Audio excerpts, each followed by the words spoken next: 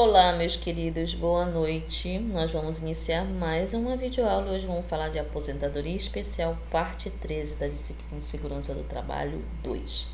Antes de nós entrarmos nas questões dos conceitos relacionados à aposentadoria especial, eu gostaria apenas de relembrar as videoaulas anteriores. Já falamos sobre o LTCAT, que é um estudo que basicamente vai ser um levantamento dos agentes nocivos à saúde dos trabalhadores, do PPP, que é um formulário histórico, né? Ele conta toda a vida laboral ali do trabalhador, se ele mudou de função, quais são os riscos que ele estava exposto durante a vida profissional dele, né?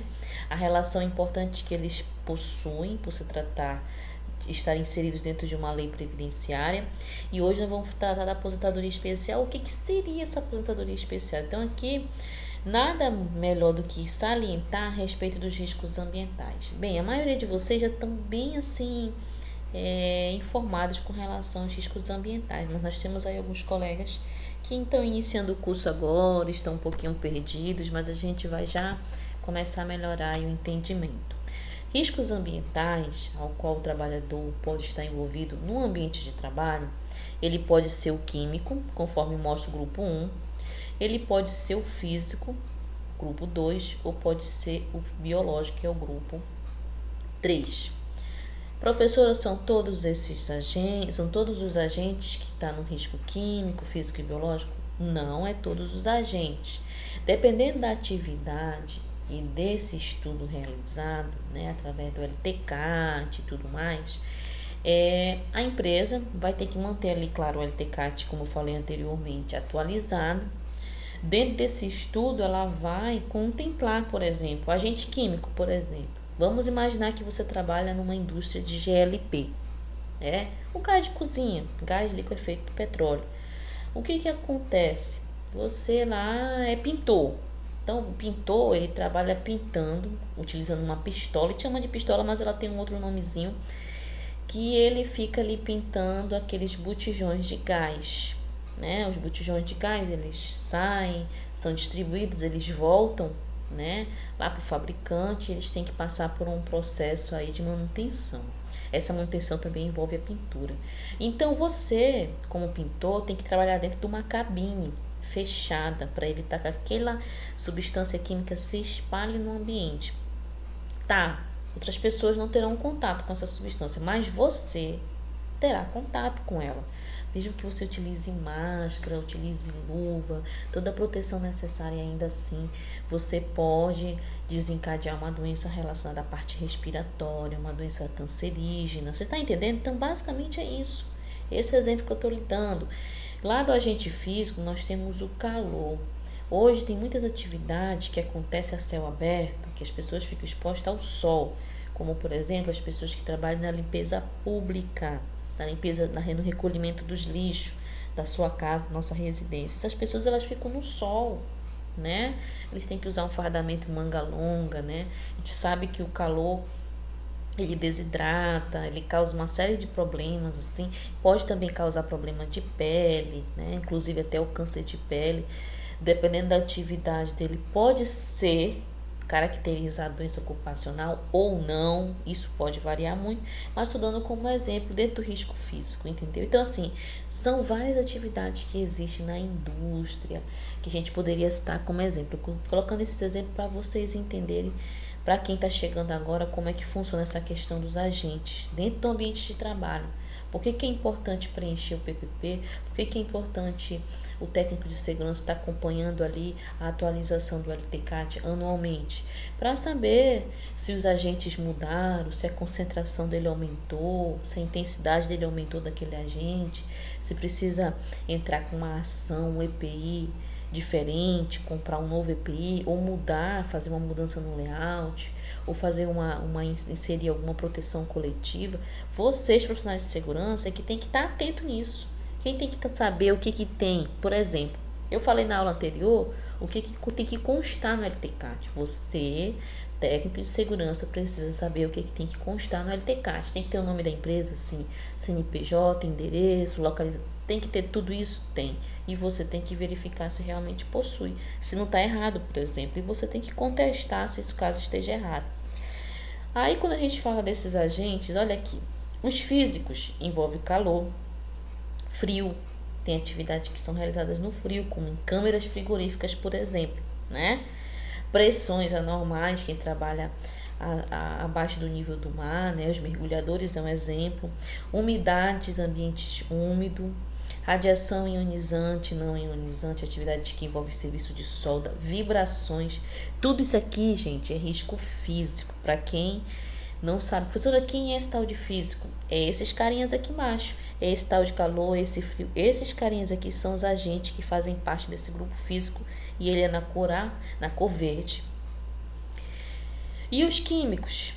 Poeira, fumos. Observe aqui na figura o indivíduo carregando aqui, né? Observe que está emanando um tipo de gás. Esse gás ele é um gás que pode ser nocivo, né? A própria sombra dele reflete um trabalhador doente. Então, assim, ele está sem EPI. Então, tá aqui, esses agentes químicos eles podem fazer mal. Inclusive, nós temos substâncias químicas em casas que são nocivas, entendeu? Que também pode fazer mal. Só que aí não é uma doença ocupacional. No ambiente de trabalho é ocupacional. Fora do ambiente não é ocupacional, certo? Vapores, névoas, olha quem trabalha aqui nessa parte, né, do cultivo, né, tem aí os agrotóxicos, né, os inseticidas, tudo isso faz mal, na verdade, se não estiver utilizando EPI, é claro. Aqui os biológicos, fungo, vírus, bactérias, protozoários, insetos, observe na figura aqui, ó, né, a mão mostra aqui as bactérias. Então, assim, hoje nós estamos vivendo uma fase, questão de pandemia. O agente biológico é o que está sendo mais discutido na atualidade. Pelos meios de comunicação, nós temos aí o Covid-19. É um agente biológico que pouco conhece sobre ele, né? Pode estar nas mãos, e se você não tem o hábito de lavar suas mãos, fazer higienização antes de se alimentar. A partir do momento que você sai de casa, você volta, já tem que tomar banho, lavar as mãos, higienizar a sua roupa, né? Botar para lavar as roupas. Então, assim, existe todo um protocolo que tem que ser feito hoje para você sair de casa nesse momento de pandemia. Mas, no geral, os agentes biológicos também podem ser outros, como fungos, bactérias, né? Aí nós estamos falando de vírus na pandemia, mas nós temos outros grupos aqui que também são altamente nocivos, tá? Aí vamos lá para a questão da aposentadoria especial, só para a gente entender. O Regulamento Geral da Previdência Social, está aqui o decreto 60.501 de 1967. Atividades com 15, 20 ou 25 anos, né, em serviços considerados por ato do Poder Executivo penosos, insalubres ou perigosos. Todos esses podem levar o colaborador a ter direito à aposentadoria especial, se ele tiver entre 15, 20 e 25 anos exposto, né, a essas situações, né, penosas, insalubres ou perigosas, tá? A caracterização, bem, como é que se caracteriza? Ah, professora, como é que eu vou saber que é um trabalhador? Bem, você vai entender um pouquinho aqui, tá?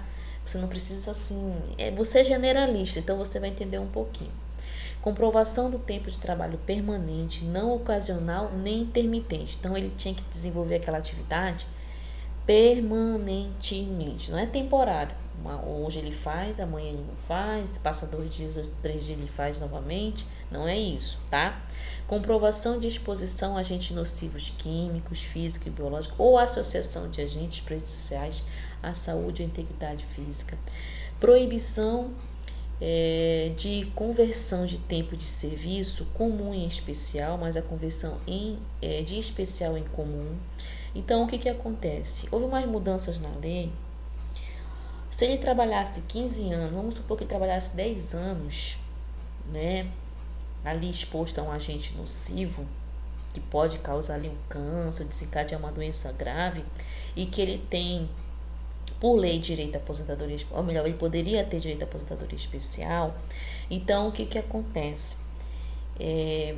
Algum tempo atrás, né, se você tivesse 10 anos frente àquele agente nocivo e mais 5, vamos imaginar, né, que você tivesse 5 fazendo uma outra atividade, poderia somar esse tempo, né? Agora não pode mais somar. Então, assim, Você tem que passar toda a tua vida laboral exposto àquele agente, sobre aquela condição periculosa, para que seja caracterizado mediante esses critérios aqui, tá? Eu coloquei só os principais, tem outros.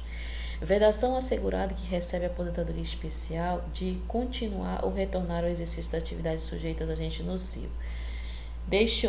Eu vou suspender a aposentadoria especial porque eu vou dar continuidade à minha vida laboral e ainda assim vai estar exposto aos agentes ou outros agentes ainda nocivos. Não pode. Esses são os principais critérios. Então, assim, eu coloquei aqui os principais, né? Claro que para avaliar essa questão da aposentadoria, quem tem direito? Eu tenho 15 anos, eu tenho direito? Não é tão automático assim. Por isso que é importante o colaborador ter o seu PPP atualizado, o LTCAT.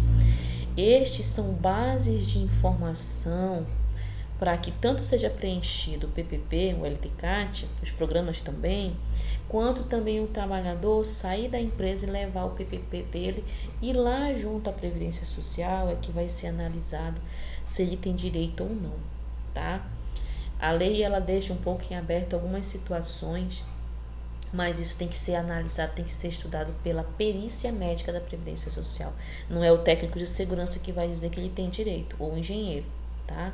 O LTCAT, uma vez que ele vai atestar as situações e as evidências, ele vai, claro, concluir que a situação é assim, beleza, mas ainda assim esse trabalhador vai ter que procurar a Previdência Social para ele realmente ser analisado se ele se enquadra ou não se enquadra para ter direito à aposentadoria especial. Porque basicamente os agentes nocivos que podemos considerar, vamos supor, agentes insalubres, que é uma outra situação, está lá na tabela da NR15, né?